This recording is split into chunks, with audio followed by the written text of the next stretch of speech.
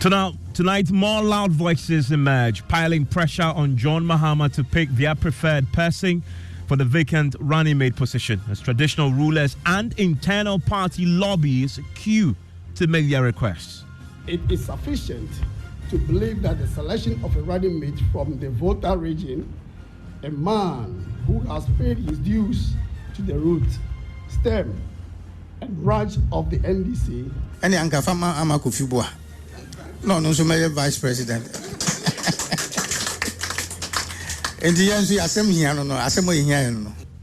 We're live on the ground as Mr. Mahama continues his Building Ghana tour as more communities make their case for their indigents to be nominated as his running mate.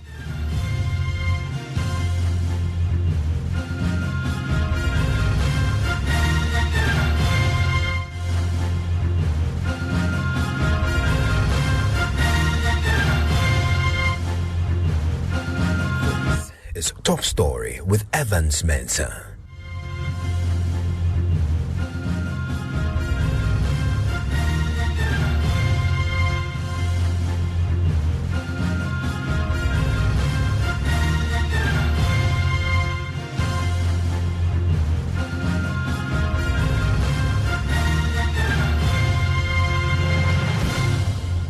And Top Story is always brought to you by Vodafone. Tonight, more loud voices are emerging, piling pressure on the NDC flag bearer, John Mahama, to choose their preferred person for the vacant running mate position. Mr. Mahama has been forced to engage a host of traditional rulers, each making a strong case for their indigent to be nominated. Today, there are even louder voices from within the NDC itself, NDC lobbyists, taking to the media in the Volta region to demand that the former president choose his running mate from the NDC stronghold. More on that pretty shortly. But first, let me take you to the trail now where Mr. Mahama has been continuing his tour. And I want to bring in Nana Yaujima, who is with him. Nana, where are you tonight? Hello, Nana, can you hear me? Yeah, Evans. Where are you tonight? So, moments ago, John Mahama wrapped up his campaign tour here in the Western North region with a town hall meeting at Teshi Debiso. So, at the moment, the tour to the Western North region is concluded. See, and we've seen a lot of the traditional rulers who've been visiting, making a strong case for their indigents to be nominated as his running mate. It dates back to Sunyani, right, where the Queen Mother there made a case. So in Sunyani, Queen Mother was not specific with her choice of running mate, but the request was that someone from the Bono region should be chosen for the role. According to her, the Bono region has continued to support the NDC, but is yet to get someone occupy the space of vice president. Let's listen to Nana Akosua Dia Sika Aso make that request.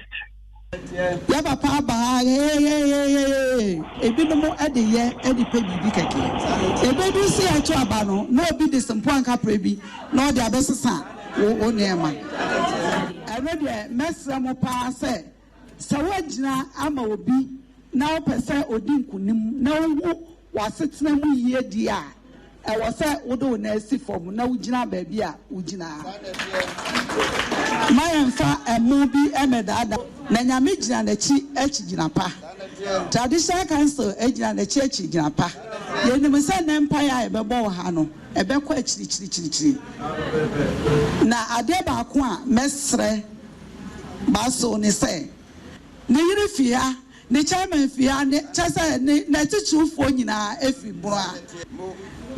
Papa said this time round no. One important thing is that his wife, his chairman, and most of his people are from Bono.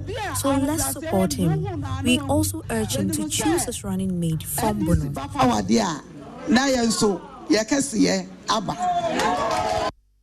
So that's Bono.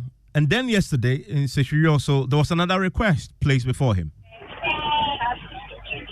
So the chief of Seshirioso indicates that aside the founding president, Kwame Nkrumah, the Western region and its environs is yet to have another person in the high office.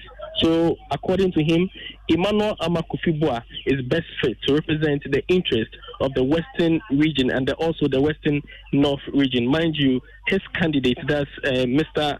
Amabua, hails from the Western region, out of which the Western North was carved. Let's listen to Kateche Kwesi Bumangama. I'm so called Bruno.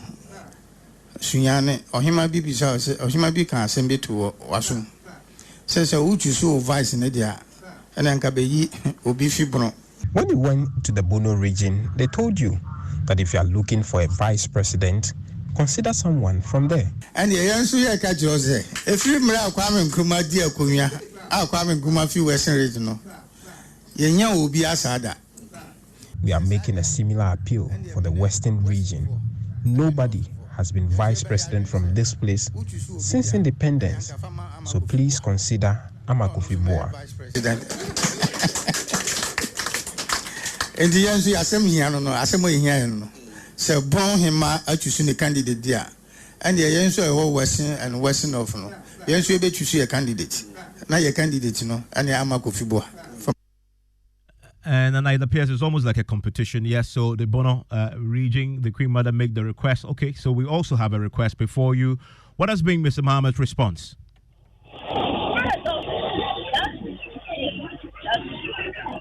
Hello, Nana, can you hear me?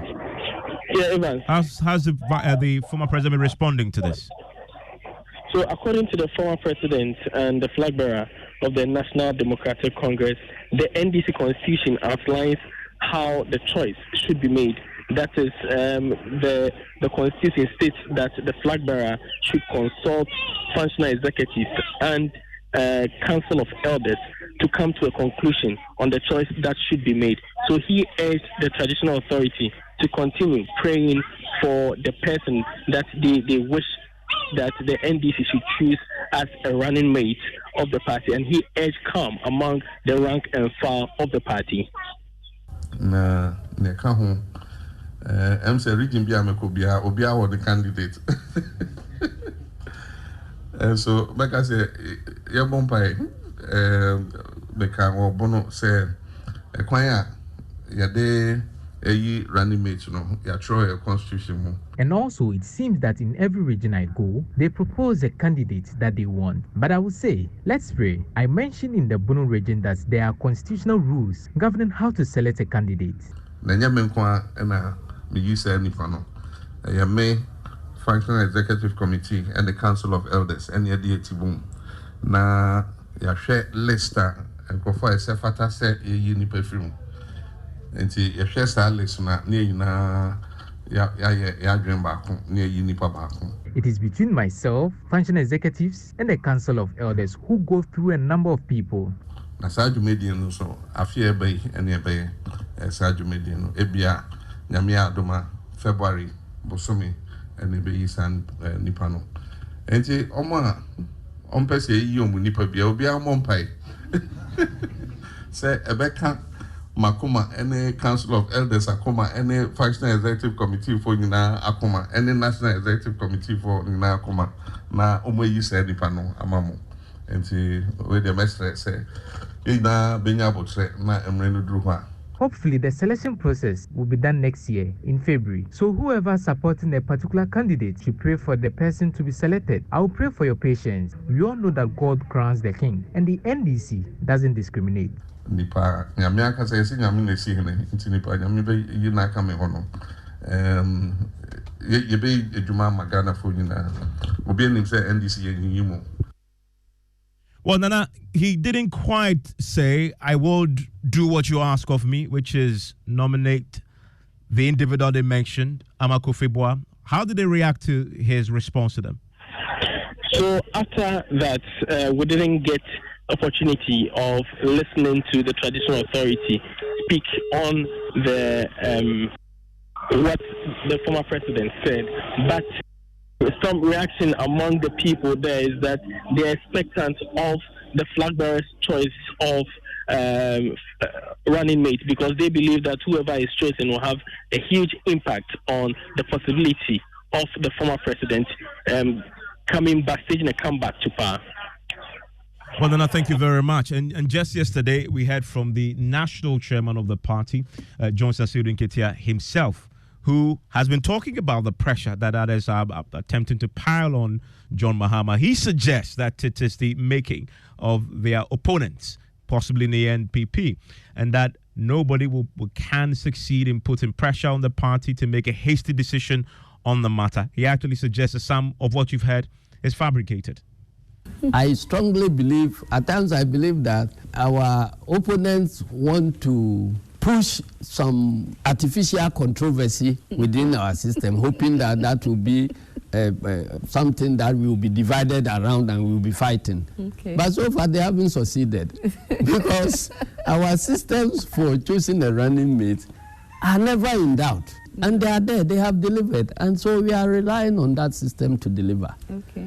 So the procedure doesn't include debates in the media about who is strong, who is weak, who is tall, who is female, who is male, and all these things.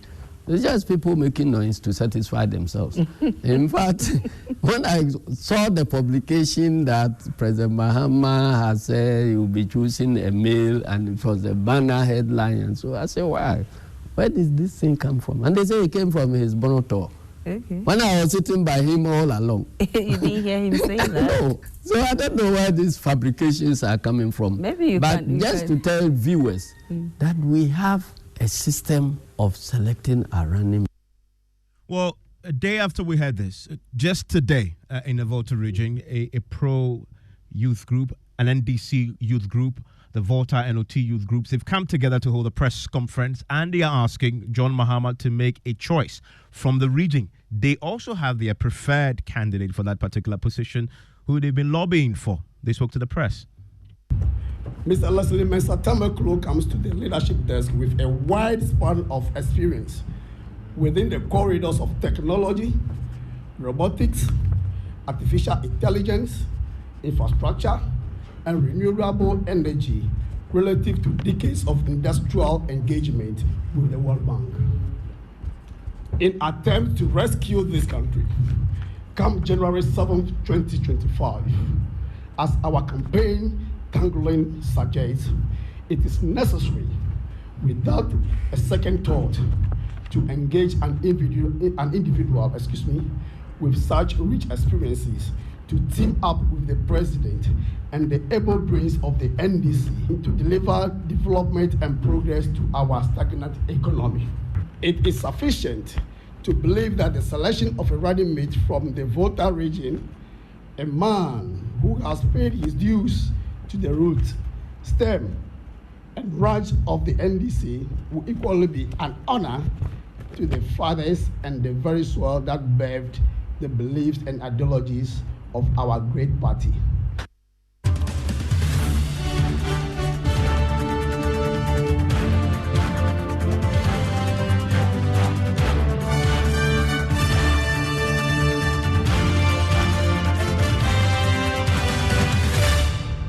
I will be speaking pretty shortly with the party. The Deputy General Secretary of the party is with John Mahama on the ground. He'll join us with his thoughts on all this we've been hearing tonight. But I want to bring in Dr. Ali Ruseidu, who's the head of the Political Science Department at the University of Ghana, into the conversation. Doc, thank you very much for your time here on Top Story on this. So when you hear the traditional authorities, now, of course, we're hearing from within the party itself, but let's stick with the traditional authorities making their case. Is it organic request or is being procured? Are people lobbying through the traditional rulers? Thank you so much, Evans, and good evening to your listeners. It could be two ways. That the traditional leaders just believe that an indigene from their traditional area should be selected as a running mate, so that it could trickle in benefits, distributive benefits to the community, to the traditional area, and to that particular region. So they may be looking at the basically collective benefit and then of the area, of the community, and of the traditional area. So they believe that somebody from that area can facilitate that. It could also be that the individual in question, whose name has been mentioned, believe that it is more appropriate to lobby to do the traditional leaders because of the respect that they command in our Ghanaian community, and also because of the fact that when they speak with one voice, it is assumed that all the people in that particular community may do what they say. So when the presidential candidate listens to them, there is the possibility that it could translate into a collective, that particular traditional region to the party. So I see it in both ways. Could be an individual lobbying through the revered chiefs, or it could also be that the chiefs think that if we get somebody from our locality or local area to this particular elevated position, it could trickle down in terms of benefit to the community and to the traditional area at large. Stay with me. Let me bring in Mustafa Gbande, is the Deputy General Secretary of the party. Mustafa Gbande, the calls are growing louder. You've been on the ground with the former president. He's hearing these requests. How is he dealing with all that? Thank you very much, and good evening to Evans, your cherished listeners. I think the calls are louder than you know. What is testament on the ground is that the NDC have groomed a lot of people, and regional balance is a very big consideration in political appointments and leadership representations for the country. In view of that, people have the right to lobby for running mates, particularly where it is very obvious that the next government of this country is going to be led by His Excellency John Mahama. And so you see chiefs showing interest. Now, President Mahama have made it very clear that the issue of selecting a running mate is not just about lobbying, but it goes through a lot of consultations in terms of the structures of the party, and that he has intimated that that process is ongoing, and one person out of the lot who are expressing interest would definitely be chosen to be the running mate of His Excellency. What that means Mahama. is that somebody will be disappointed. One of the traditional rulers will be disappointed. You're not worried that can come back to become an issue? No, it is not about traditional rulers. I mean, traditional rulers will be very happy that of all the NDC people, one of their own have an ambition and manifest the qualities of a running mate. They will be very happy, so that every contest, every race that you get engaged in, someone is supposed to emerge. Someone is supposed to be disappointed. It's not a disappointment, but it simply means that your time will come. What is good for the party is that the number of people showing interest to be running mates, to be president, shows succession, shows the next generational leaders of the party. And as a party, we are very happy with that. But the issue of selection rests to the leadership of the party in consultation with Council of Elders and the flag bearer. One person will emerge, taking into consideration the times we are in, strategy of the party, regional balances, and a candidate that will best match the president to form a next government. That is very key today. So if you are coming from an area or a particular place where your regional balance is so good, but in terms of experience, you might not have the experience, then the party will not take your regional balance and leave the experience. So all these things, these factors will have a role to play. Even it's a season that we are in. We are very familiar with this season, and the NDC is happy that the season is going very peaceful. What is very important in this whole manifestation is that it is very obvious that chiefs are very interested in the next government, and they see that His Excellency John Mahama is going to lead this country with either their kinsmen or either their subjects to be able to partner as a running mate or a vice president potentially. So that is very important for the NDC. I mean, is the party feeling this pressure? John Mahama himself, is he under pressure to make a decision, and to make a decision sooner than later? Yes, he's under pressure, and which is very obvious. That pressure is very obvious. That pressure is a positive pressure. And for me, you don't see that in the MPP. Nobody is interested in what is happening in the MPP because they've lost credibility. People are interested because they see hope. They see light at the end of the tunnel. People want to be vice president, not just running mates. And so we are happy that that is manifesting itself. But as leadership, a ceiling has been made, a rule has been made. There's a right time where the running mate will be adored and mentioned, and all other contestants who are hoping their names could be mentioned. If their names don't come up, they will come and support for us to move. You have seen that in our primaries. We are done selecting our flag bearer. All other candidates who contested and lost have rallied around the president. Same will happen when we get to the running mate issue. Today, there's been a press conference in the Volta region. A group of NDC youth from the Volta and Ota regions, they came together and they are asking the party to make a decision, and the decision must come from the Volta region. They had a particular name that they put out there. This is not the first time I've heard this, that there are people who believe Volta region needs to be recognized because it's been pretty loyal to you as your stronghold. Will the next one come from the It's important this advocacy goes on. What if His Excellency John Mahama decides to choose Bandi Mustafa as his running mate, except that will mean war for the MPP, and so I will not be chosen now. But that advocacy is very important. Like I said, it shows that there is hope. It shows that the NDC have over time produced a lot of its officials and individuals who are capable of succession, who are capable of becoming president, but I'm curious about the Volta region factor. Do you agree that it's time for the party to consider a running mate from that region because it's your stronghold? I agree that His Excellency John Dramani Mahama will select a running mate. That is a constitutional provision.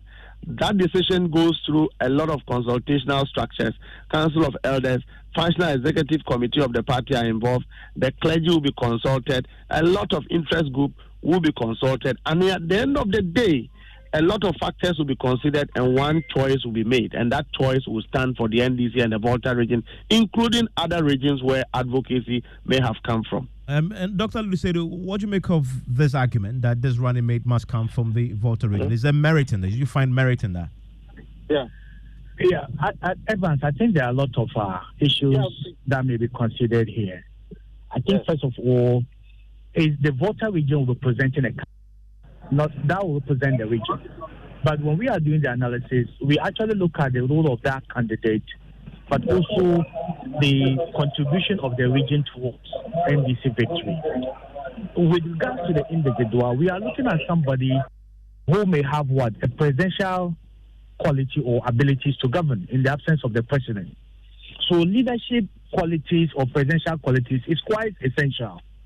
If a region is advocating for a candidate and that candidate doesn't have that quality, like my initial speaker said, it may not be accepted. So the presidential quality is important, but also the contribution. How would that individual contribute to the success of His Excellency President John Mahama and the NDC? The contribution could be monetary, your ability to bankroll the campaign, to be able to do a lot of things that they wouldn't have been able to do, that could translate into votes for the party. Or the significant or collective contribution, aggregate votes that will come from your region, if you are selected from that region, and the impact that vote will make in deciding that the victory of the NDC in 2020. But also will the person be able to work with the flag bearer? It's very important because cordiality is essential in choosing a running mate for a flag bearer. But lastly, Evans, I'm thinking about continuity in leadership. His Excellency former President John Mahama, should he win, will do only 4 years. Will he choose somebody with continuity in mind, somebody who can take up the mantle and win the election in 2024, 2028 for the NDC, or is going to choose somebody that will be comfortable working with, and after the 4-year period, leave the NDC to scramble for the next person who will lead them? So I think all these factors will come into play strictly. When you look at the permutations, I think Volta region and OT region, the 3 northern regions or the 5 northern regions have always been the backbone of the NDC. But if all these regions even vote for the NDC, it will be very difficult for the NDC to win elections in this country. So I think a lot of people are calling for looking beyond the Volta region and going to maybe an Akan-dominated region. The running mate should be an Akan, either from Ashanti region or any of the Akan-speaking regions, because of the dominance of the Akan vote and the significant contribution the Akan vote can make to NDC victory in 2024. So I believe there will be a lot of factors that will be considered beyond just regional call or the call by our revert chiefs. So I think a lot of permutations goes into it, and I'm happy that it's not just going to be the decision of the flag bearer, but the flag bearer is going to make this decision in consultation with the Council of Elders of the party and other stakeholders. And at the end of the day, I think they will reflect deeply and choose somebody that can bring NDC victory 2024. Mustafa Gbande, when will decision be made? What does your constitution say? Please come again. When will the decision be made? What does your constitution say? His Excellency the President John Mahama assures that next year he would outdoor a selected candidate to pair him as a running mate and a possible vice president in 2025. And so the processes are underway. Names are also coming up. Reviews are being done. Consultations are also ongoing. Hopefully by next year, February, March, we should be able to cross that bridge. Okay, thank you very much. That's Mustafa Gbande, is the Deputy General Secretary of the NDC.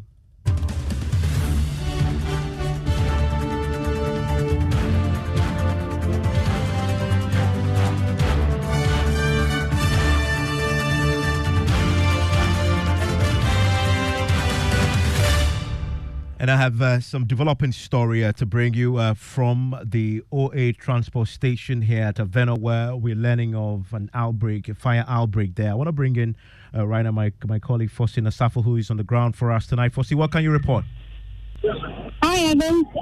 What I can report is currently we're at the OA Travel and Tours Terminal here at Aveno. Now, a vehicle is here burnt beyond recognition. As to what triggered the fire, we cannot tell. But we know that what is left of this vehicle now are twisted metals and ash. Well, the police are also tight-lipped about the situation. When we came, immediately we got here, we noticed that they whisked away 2 individuals. They said that they were attempting to steal some of the items in the bus as at when they got here. But I have with me ADO1, Alex Kingnate. He's member of the PR department of the fire service. What's the current situation? Well, as it stands now, our men have been able to put the fire, and I'll say we've extinguished it.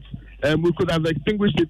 We could have extinguished it much earlier if not for the obstruction that we face. The good thing is that our colleagues in uniform, the police are here, and from the information I've received, upon the arrival of the police, law and order was prevailed. So it's very unfortunate. Our men really faced a lot of attacks, from oil being poured on them, from bottles being thrown at them, from stones being thrown at them, anything that the people here could lay their hands on, they threw at our men. They broke the windscreen, they broke the handle to the lockers. Some of them sustained stone injuries. So for now, the fire is under control, and we are trying to collaborate with the police to be able to help apprehend the people who are behind this serious crime. Now, let's understand what triggered this attack, because you're the fire service. You're here to help the situation. What actually happened? Based on what I've gathered, when our men arrived at the scene, the people here started attacking them. And one, they even obstructed them from entering the scene of the fire. But then they were able to prevail and entered. Once they entered and they were trying to come out, the people then started attacking them and obstructing them from getting down, and then started attacking them. I think they had this perception that we kept long, but the good thing is that I was live on radio, and at the time we received the call, our men were here in less than 10 minutes.